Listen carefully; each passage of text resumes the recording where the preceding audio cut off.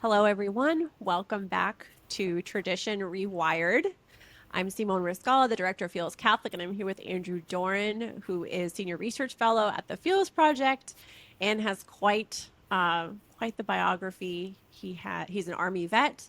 He has served in two administrations, including the Secretary of State's policy planning staff. He's the co-founder of In Defense of Christians.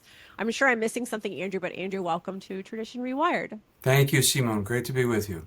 Thank you. Okay, well, just want to have a brief conversation with you on how are Christians supposed to make sense of what's happening right now with Iran and nuclear warfare. I mean, we have in our tradition, something called just war theory, which St. Augustine and St. Thomas Aquinas wrote about. We know that Christians aren't pacifists in an absolute sense, but we also know we are a religion of peace. Otherwise, our warfare wouldn't be self-defense based. So, how are Christians supposed to look at this conflict, especially now that the modern warfare is different than even warfare 60 years ago. You had two warring sides that at least on theoretical principle, like theoretically, had agreement when it came to values and morals, but now we're dealing with Islamist ideology that plays by different rules, has different values. Is not clean armies. There's like proxies everywhere. It's just much more complicated, and just war theory and those kind of principles seem kind of like an abstraction when it comes to actual statecraft. So would you give us a little bit of insight as someone who, has worked on this on a very practical level? Yeah, thank you. I think the first thing I would say is that the ancient state, the reason that it made total warfare is because it was a total entity. There was a unity in the pagan state of religious and political um, uh, ethics and mechanisms. Like those things were completely united. Caesar had the title Pontifex Maximus. Um, when Jesus says, "Render to Caesar, render to God," it begins a revolution in human affairs and in the history of political philosophy, and of course in human history. Um, it was absolutely revolutionary for him to introduce an idea like that. Not necessarily with the Hebrews, but it certainly was in the pagan world, both the high pagan cultures of the Mediterranean and the Near East, and the very low pagan cultures of Northern Europe, the barbarians, as Right. they came to be called. So that's a revolution in human affairs. And so before we come to the question of just war, I think it's worth. I think everyone should spend more time with render to Caesar, render to God on these questions before coming to just war. Just war begins to develop on the cusp of the Middle Ages, and so if you just think of early Christianity, didn't have a lot to say about warfare. There's the famous story of it was really a Coptic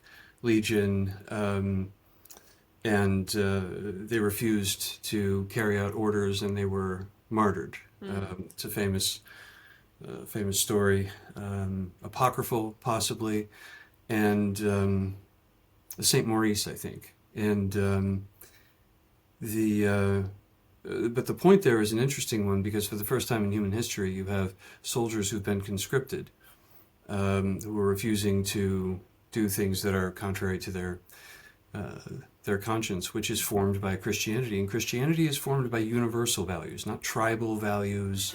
Mm. Um, it's introducing into the world a universal system of ethics, whatever one's beliefs are, and that really did begin with Judaism, but Christianity universalizes it. So, in the early centuries, you have Christians who really, from the ground up, really uh, they begin what we would look back at today and call progress. They begin setting in motion moral progress, which progress was not an idea that Mm. existed before. Um, and they abolish crucifixion, they abolish infanticide. There's a martyr who supposedly walked into the Circus Maximus and was killed, condemning gladiatorial combat. And just war is really something that just follows out of Christian society in the same way. Okay. So, but I think it's important to emphasize that the early church, St. Basil, I think in particular, and I think John Chrysostom, but certainly St. Basil and others, took very seriously the taking of human life, even when it was justified. So Mm, even killing as distinct from murder. Um, and told soldiers if they killed someone, they may not receive communion. I think it was three. I think it was a 3-year ban. Even if you killed someone even in if it was just. just, even if it was just, I Wow. think that probably would shock a lot of Western Christians today. Yeah. But yeah, I hear a lot of people they seem to be running away from the idea that the early Christians were pacifists or into nonviolence. Well, if you read the Gospels, there's plenty there that supports um, nonviolence or pacifism, and Christianity certainly leads to uh, defensive warfare, whether you're talking about Byzantium or various Christian empires, for the most part. Right. There were exceptions, deviations from that, of course, but how should Christians think about war and Iran and nuclear weapons? I don't want to tell Christians how to think about anything. I do want to tell them what I think the early Christians thought, because there's a lot of nonsense. I get the sense, I don't follow this closely, but I get the sense that there's quite a lot of nonsense out there. And after October 7th, just war got a breath of fresh air. So yeah, when Jews are fighting wars, we're very keen to talk about it. But yeah, yeah, I don't. I think I'll probably pause there and let you Yeah. follow up. But yeah, Yeah. Thank you. That's so interesting. When you say that, well, I have so many questions in my head. And that's why I didn't interrupt you because it's very interesting to listen to you. But how are we supposed to reconcile the idea? I mean, what I appreciate so much, for example, of Pope Benedict when he spoke about this, is that reason has to be purified by faith, and that religion. And he doesn't say faith has to be purified by reason, but religion, meaning the way we practice our faith, has to be purified by reason. So it seems like, how do we reconcile? Is it even possible to reconcile the things of Caesar and the things of God? Because it was St. Augustine himself who also, besides the just war theory, talked about the city of God and the city of man, and that those are distinct realities. And so, just yeah, how do yeah, yeah. right. I think the first thing I would say is, Augustine's drawing from that. I think it was a fourth century. As Donatism goes, it's not the worst heresy. Kind of like the Monophysite, like not the worst heresy. So Augustine is drawing his scheme for City of God, City of Man from Tychonius, the Donatist. I think was from Alexandria. And Tychonius' scheme, which was pretty classic for the North Africans at the time, was City of God, City of Satan. Hmm. He's referring to the city of what Augustine calls the city of man. This world is a city of Satan. There's evidence for that in Scripture to back that. When Jesus and Paul and others talk about powers and principalities, um, Jesus says at different points, the ruler of this world. Well, that's something that has to be dealt with. So I also think if Jesus thought that the state could be sanctified, if Caesar could be sanctified, then why did he introduce this schema that divides the two? Why does he introduce something that severs the two of them? And by the way, it's in the severing of of really civil society from the state, but severing the things of Caesar, the religious component of the things of Caesar, into a separate sphere. This is where civil society comes about. This is where the church thrives. Hmm. And this is why the church is the church. So I don't think people, when I hear Catholics out there or any Christian talking about utilizing the tools of Caesar to serve the ends of God, they are, first of all, they sound like dominionists to me. Like they really are. That's theocracy, and that's not Christian. That's not Christian at all, and it's deeply troubling. Now, that's not to say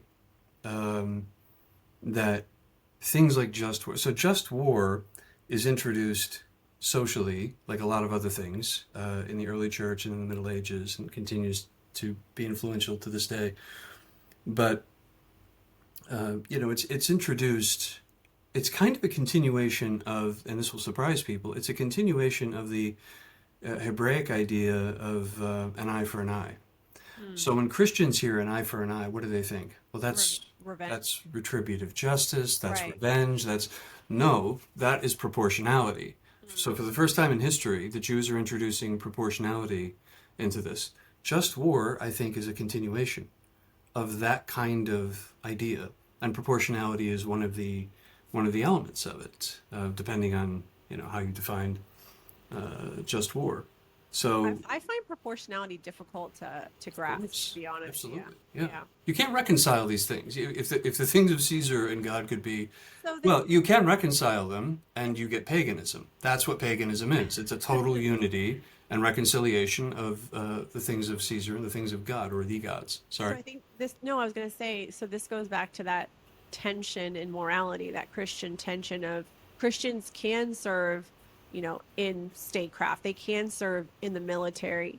And that is true. At the same time, what you're saying is also true, that we hold these two things in tension and they coexist in this kind of fallen world, you If know? you don't think that there's a tension, you shouldn't be in the military or public service. And I think it's harder in statecraft. I remember having this conversation with a very senior Catholic convert official in the previous administration, and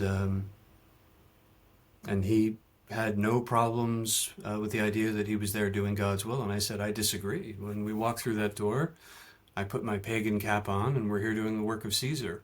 And we hope that we do it a little bit better, and we hope that we avoid evil. But I think it's important to understand that the state can't be sanctified. And I would even go so far as to say, and I want to choose my words carefully, um, the state cannot be good or do good. It can be just. Yeah, right. Yeah. Best case scenario, it can be just. Maybe it can be just. Seldom does it even get to that. But justice is, again, here we're dealing with the pagan virtues. The Christian virtues are faith, hope, and charity. There Yeah. isn't really necessarily a place for those things in statecraft, and it gets really messy.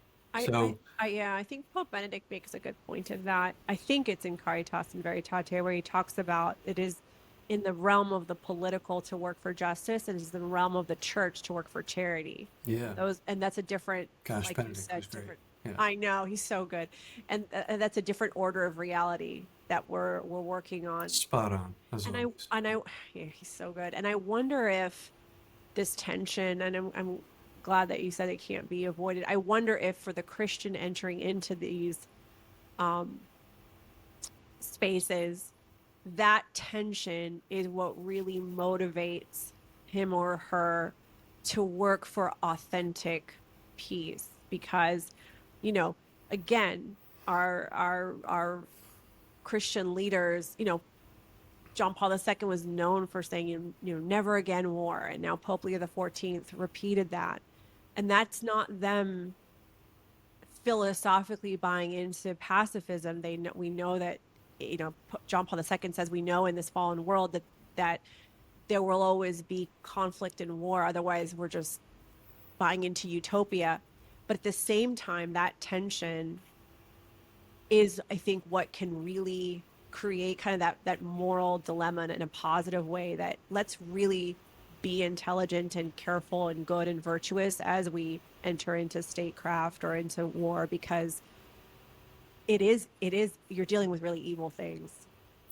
I had occasion just for a little while to watch someone who was I would say, a devout Catholic statesman, probably not a household name, which is a little bit unfortunate. Absolutely masterful, and I think understood, probably because he was a lawyer, understood how to compartmentalize.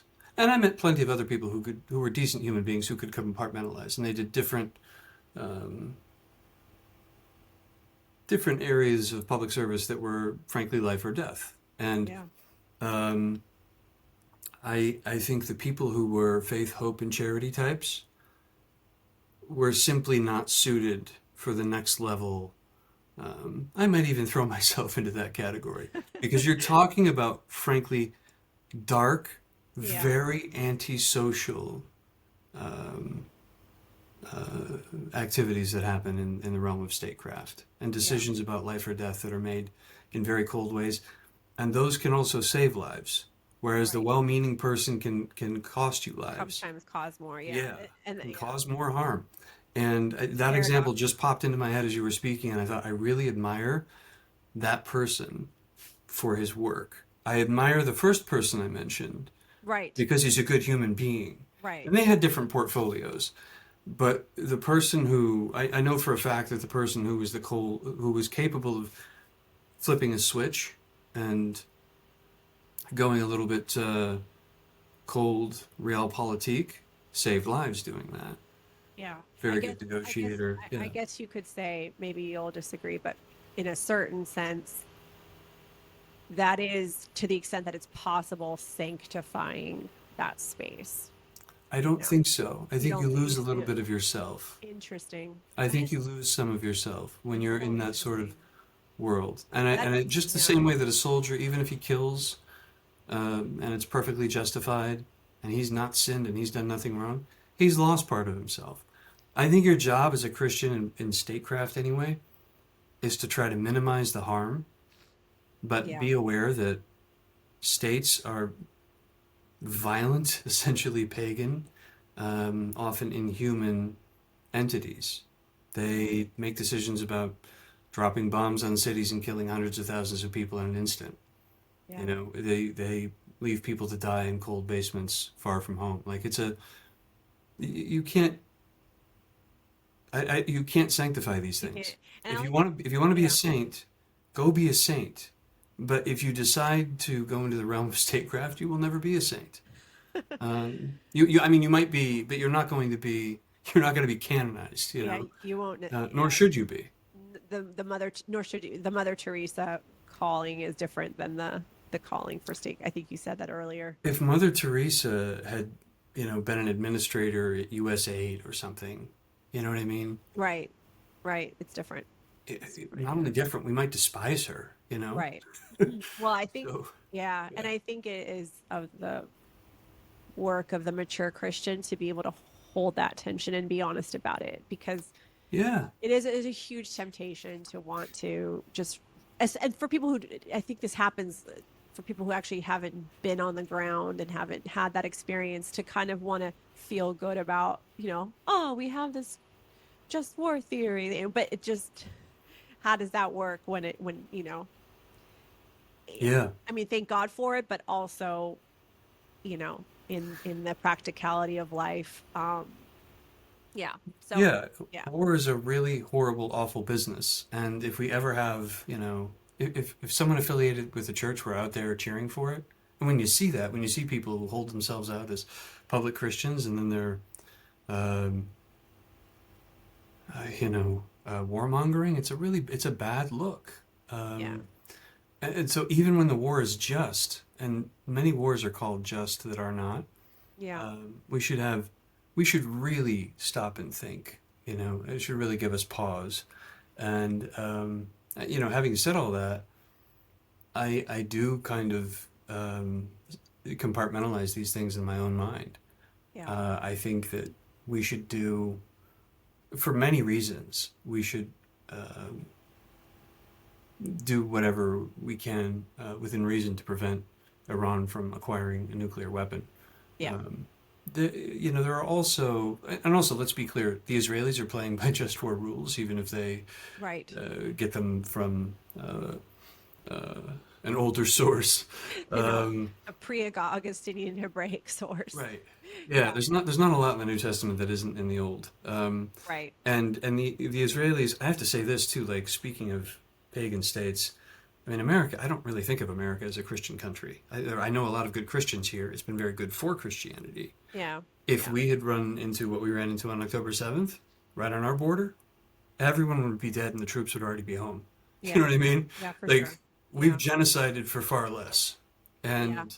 And yeah, We've so when I hear we've Americans expressing that's a quote. We've genocided for far less. for Yeah. far less, I mean, we were doing nuclear testing for about 20 years by Native American tribes in the American Southwest, knowing what the harm Yeah. would be to Yeah. Native Americans, Right. and didn't think twice about it. This is just what governments do.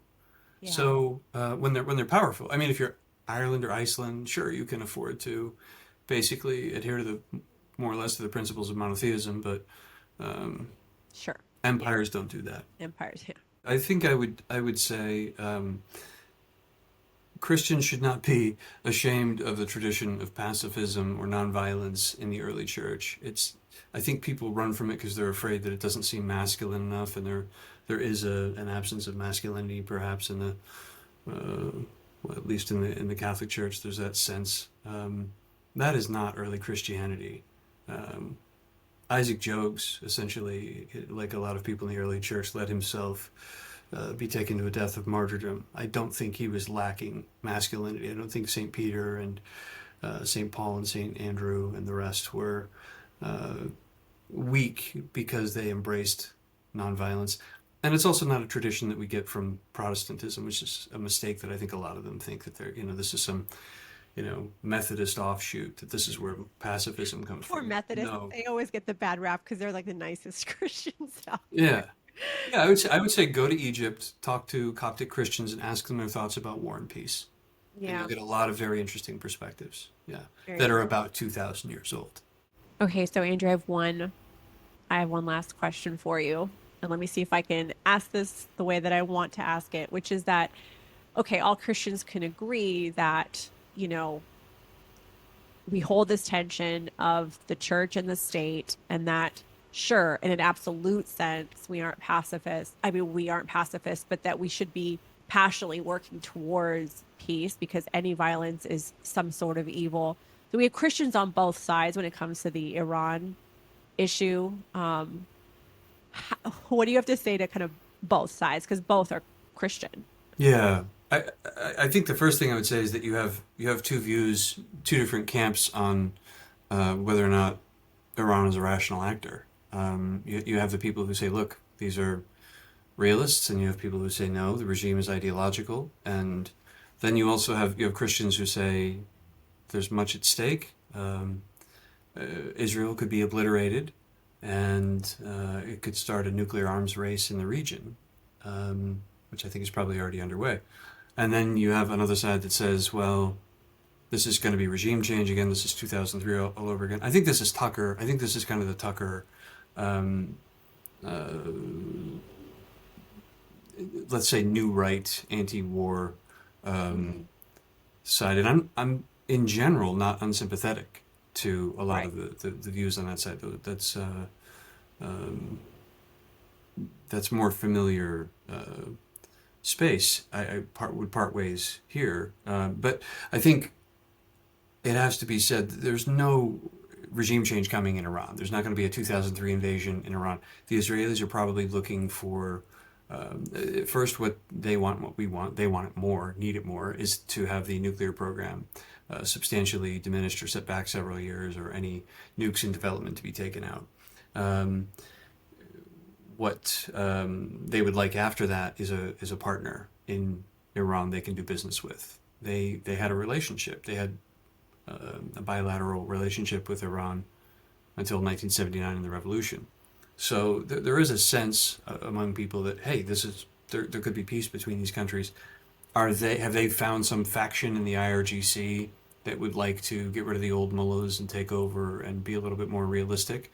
I don't know. I have no idea. I hope so. I hope that there are some young Iranians who would like to uh, take a more moderate view, and but that really may not be the case.